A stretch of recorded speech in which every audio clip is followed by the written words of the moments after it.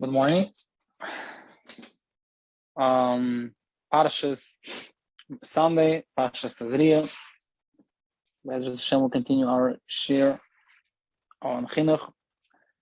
I'll give a few examples before we start the share to clearly understand what we'll be discussing today.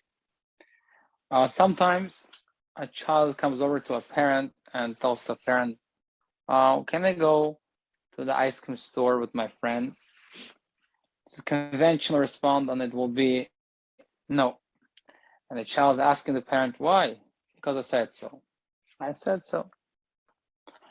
Although the parent, let's say, has certain concerns or certain worries or deliberations why he does not letting the child go with his friend to an ice cream store, whether the friend's not a good partner to a child, whether it won't have a good influence on the child, or it's too late, or the child needs to do homework, or so forth. Any kind of, there is concerns why the parent is not letting the child to go with his friend to the ice cream store. But the conventional response to a child is because I said so. Or can I do so and so? And the parent said, no, I don't let. Why? Because I said so. So conventionally, parents that we don't share our worries, our concerns with the child. Sometimes we feel there is no need to share our concerns with child. Why we are putting the resistance, the restrictions on the child to go out or to do something, or we just have fears of exposing ourselves to a child with a certain disrespect that we are exposing our concerns with the child, we're sharing our concerns with the child, or different reasons for it. It's actually disappearing to be not only this example is not only by ice cream stores. Any kind of request which child is asking the parent, we tend to answer the child just or yes or no. That's more the shiur will more imply about answer no. But we're saying no, we're listening to the answer, but we're not sharing the reasons. I wouldn't say the reasons, our concerns to worry, what made us to come to this conclusion that we don't let the child to go and to do whatever he's asking to do. Or let's say the child is asking a parent, can I have a dessert? Can I have an ice cream? Can I have a cake? We just say no. We're not sharing the concerns. Why don't we let the child to have the cake, to have this ice cream or whatever, the candy? Sometimes it also happens by teenagers. We are teenagers asking the parent, can I go to a chasana tonight? And the parent says no. So what we're saying, we're listening to no, but we're not sharing our concerns with the child. And you can see it all across the relationship, that we're just releasing this no, but we're not sharing our concerns. Yes, it's number one rule in relationships, that we always have to share our concerns. Why don't we want?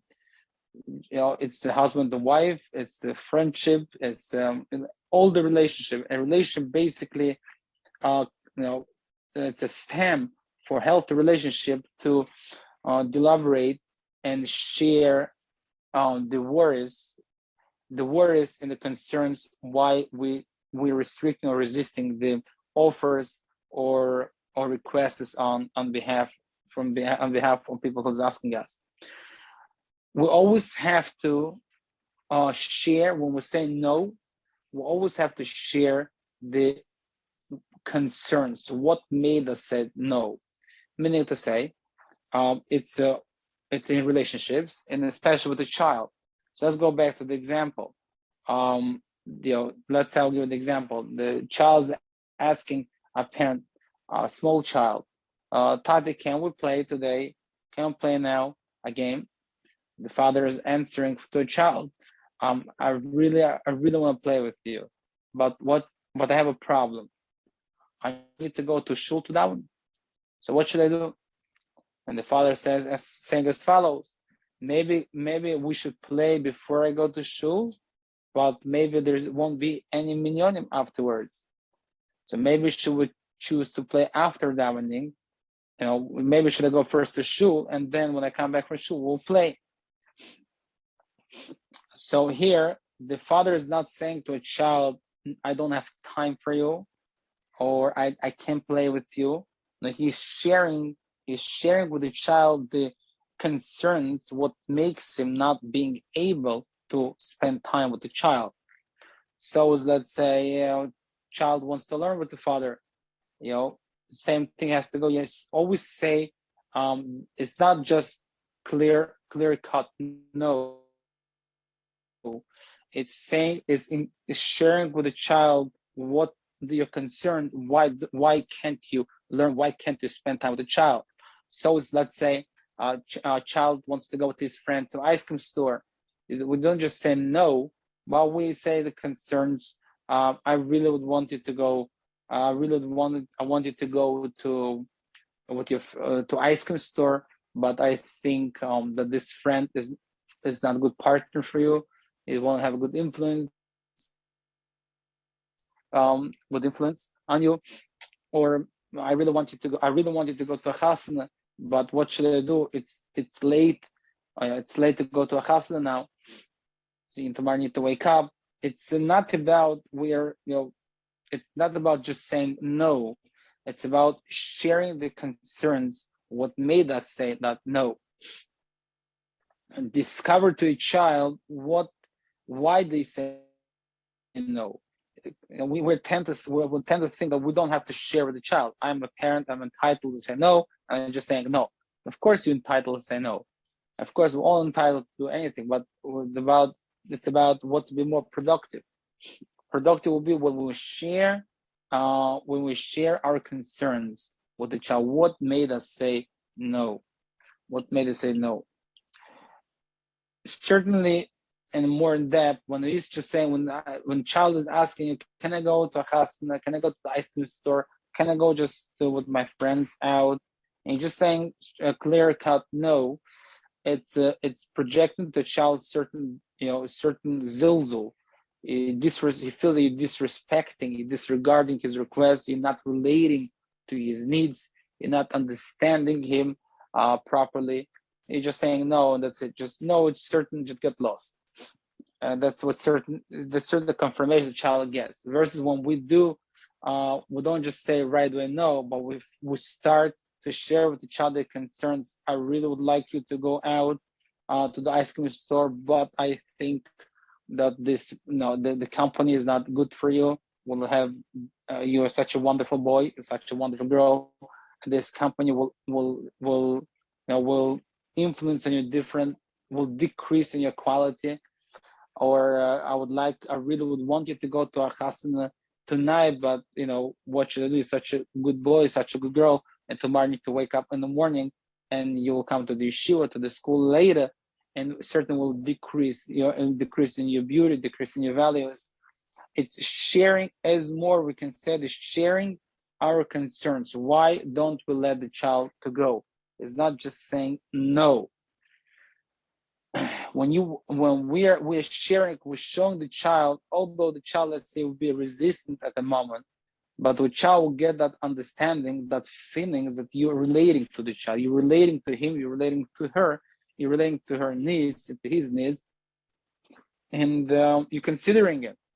Although you might hold differently, at this point, the children do understand that apparently not everybody has to hold the same as the child, and you understand you might get resistant, but he's not resisting you. He's resisting your concerns, and it's a major difference when the child is resisting the parent or resisting the concerns of the parent. There will never be a personal conflict between parent and child, and child will still think that you are loving parent, you're loving him or her, but you're just saying no. You're loving him or her by just saying no. Versus when because you relate it to the needs and the needs of the child. Versus we're just saying, releasing no. No counts not just no. The child hears not only no. The child hears no.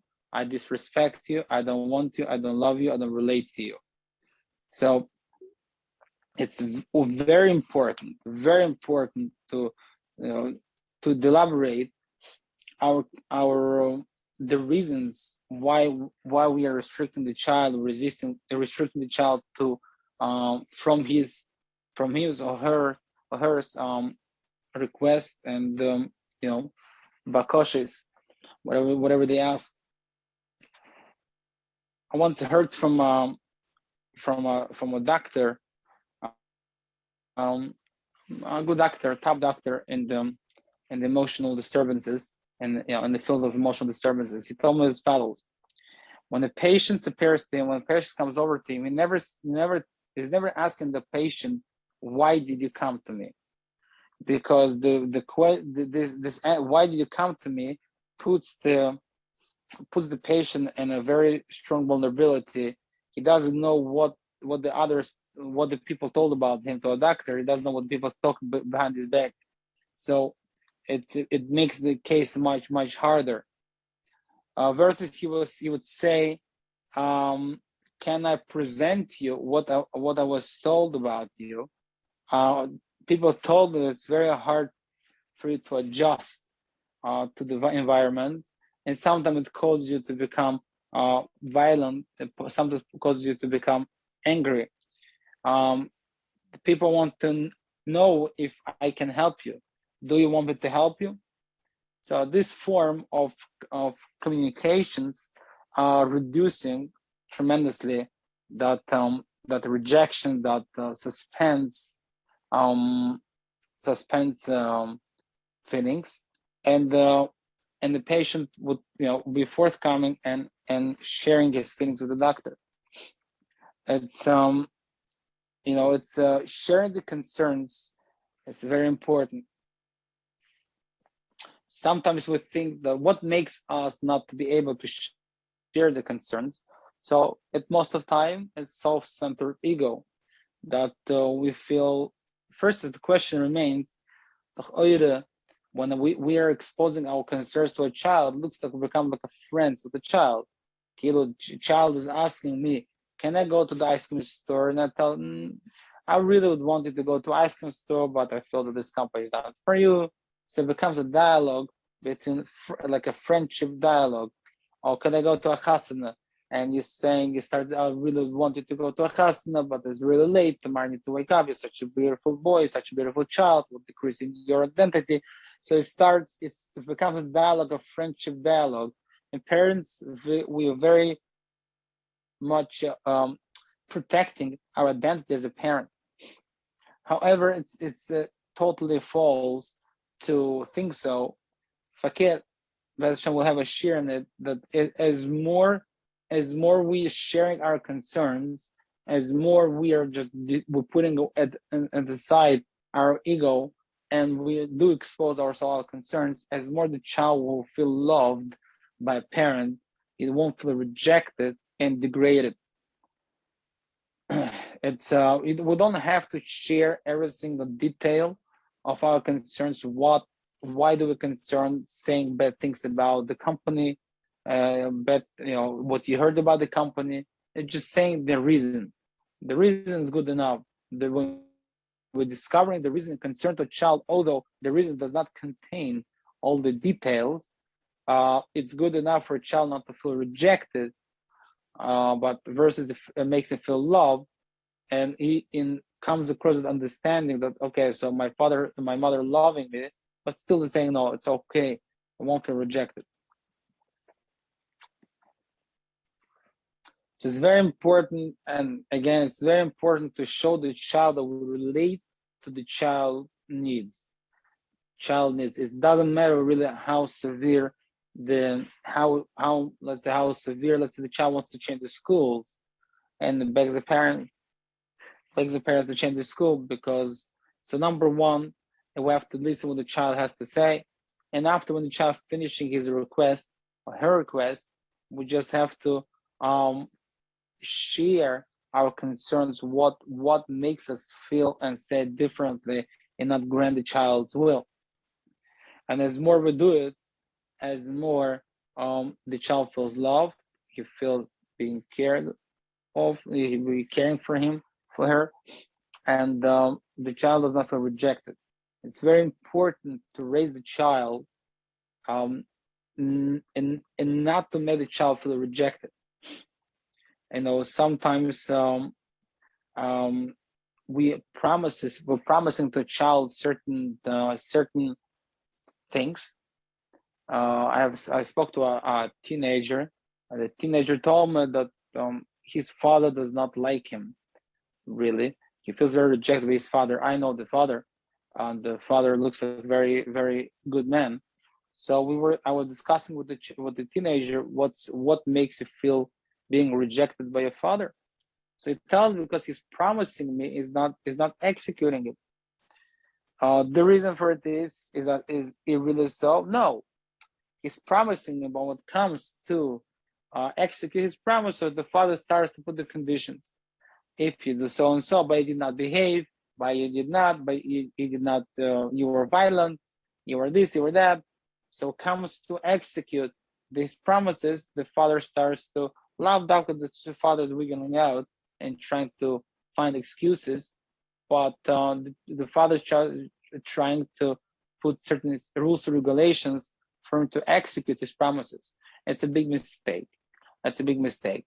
If we made a promise to our child, and at the beginning when we made the promise, we did not attach the promise any kind of rules or regulations or conditions, we have to execute the promise no matter what. If the child just is not behaving well, is not learning well, because otherwise, if we won't execute it, what happens is we just escalate and ignite the child more resisting to yeshiva, to the parent, and he will just be more aggressive. If we want to promise on rules and regulations, we have to make it at the beginning. Meaning, if you will behave, if you will excel in your school and the yeshiva, you will learn well, then you will get so and so, so that the child comes clearly.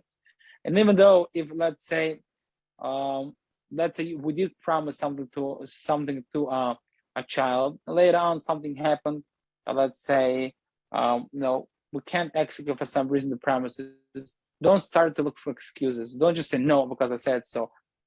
Share your concerns, deliberations. Share why can't you execute, why don't you want to execute it, and you won't make the child feel rejected. Remember, to share your concerns in relationships is not a weakness. Fakir, opposite, not to share your concerns, not putting yourself in the vulnerability and sharing your concerns, it's a statement that parents are weak. We're weak in our relationships. A person who's a koychas nefesh is not so concerned about sharing his concerns and his reasons why can't he execute his promises or his the request that he's being asked. We don't have to really take apart every single step why we're concerned, but we can't. It should be shared why we can't execute it. And it's a very important rule in relationships, and it's very important rule in the Chinuch Aboni Vabonis. Always share.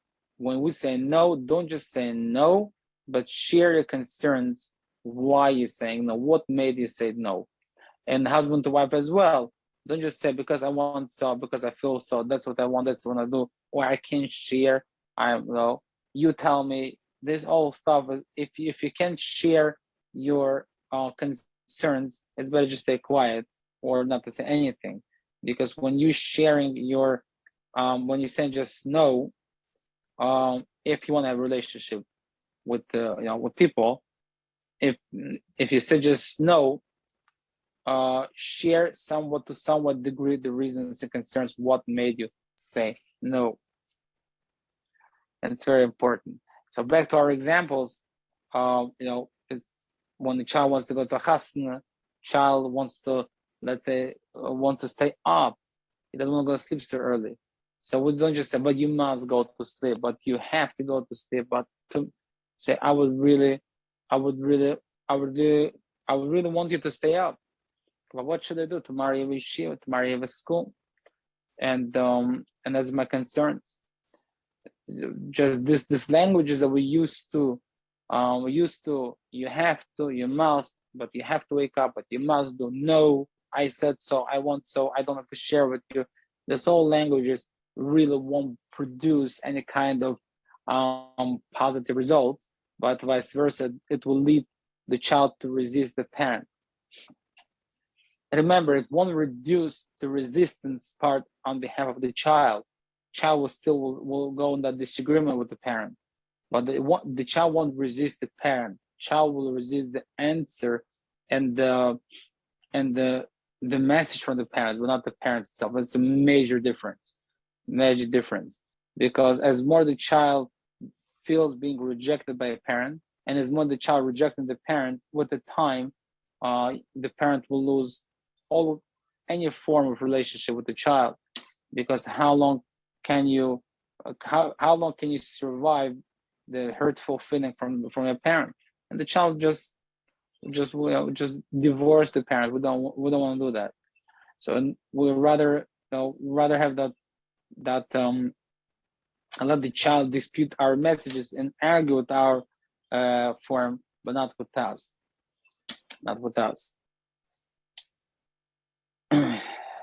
And remember, it's not a weakness. It's okay to expose yourself to a child. Nothing happens. Nothing gonna happen. It's again the self-centered ego that we parents have, and we just feel like we have to be above our kids. We can't just be friends. We can't have a friendship dialogue with our kids. We have to be above them. So therefore, we can lower ourselves to our kids and expose ourselves by sharing our concerns of what made us to release that answer no. I would like to start today another topic, which is links to the topic that we are discussing now. It's we all love our kids. We all love our kids, and it's not really chidush that we all love our kids, but the far more important to make our kids love us.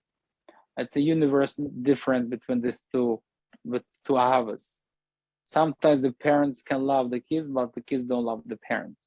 So our aim is not to see whether we love kids or all parents love their kids. It's just natural.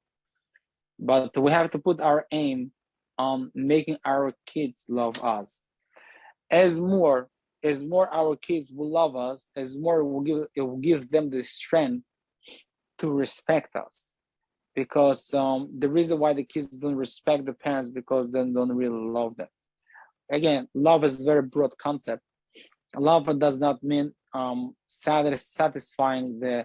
Of course, if you ask your child to bring you a cup of water, the child will bring a cup of water, not necessarily because the child loves you, just because your biological parent, and that's the it's certain guilt drives the child to bring a cup of water, but not love dafke that the child loves you.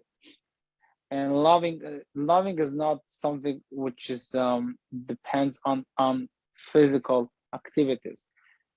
Physical activities comes when the child brings you a cup of water. It's not yet a statement that the child loves you. It's just doing it out of obligations. I mean, your child's obligated to bring you a cup of water when you're thirsty. The love it's a devotion.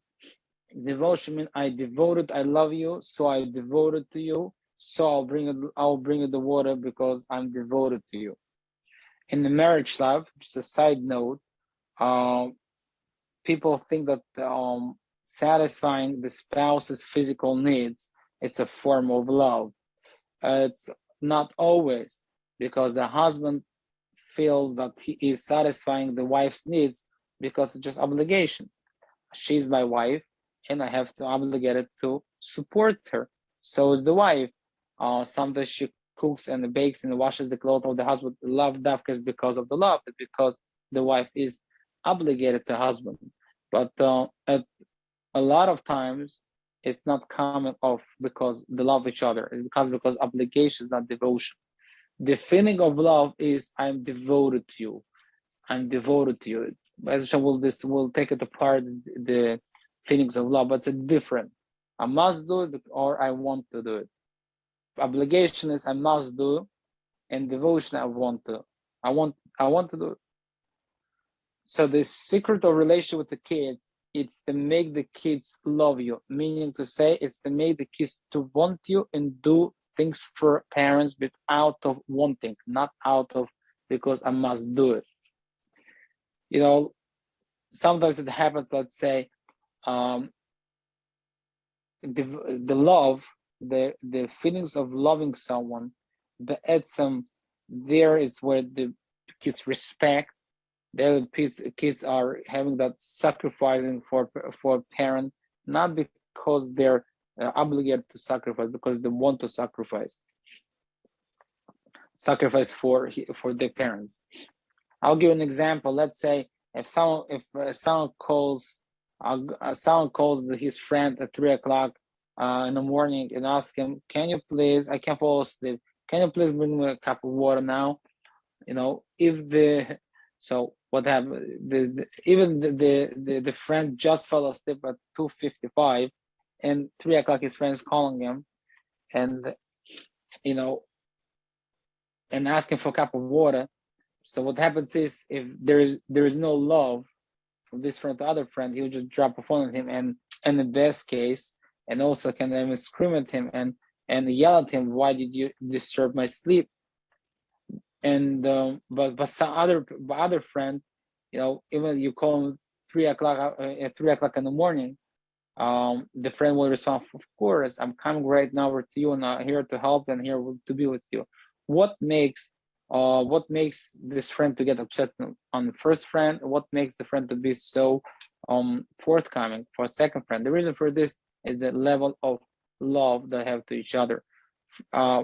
Friends who are obligated to each other, because you did me a favor, so I have to repay. I'm obligated to repay you.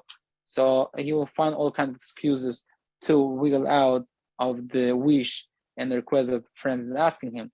Versus when there is a love between two friends and they're devoted to each other, the time zone, the locations, it really does not matter. I would do anything for you to satisfy to grant your wish. So the Vilna Gaon is saying that the emes chesed is when we do for others chesed the same way what we do for our best friend. That's the chesed shel emes. Chesed shel emes is when we do for others the same exact way that we do for our best friend. I mean that the relationship based on love to each other, that's what really creates a very healthy, profound relationship for each other. There where there's respect and this relation, there's sacrifices for each other. So it's far more important not only to love our kids, but to make our kids to love us. And we have to develop that love. And tomorrow we'll continue how to do it. Be'ezras Hashem, Kol Tov, Atzloch Rav. Everybody should have a wonderful day.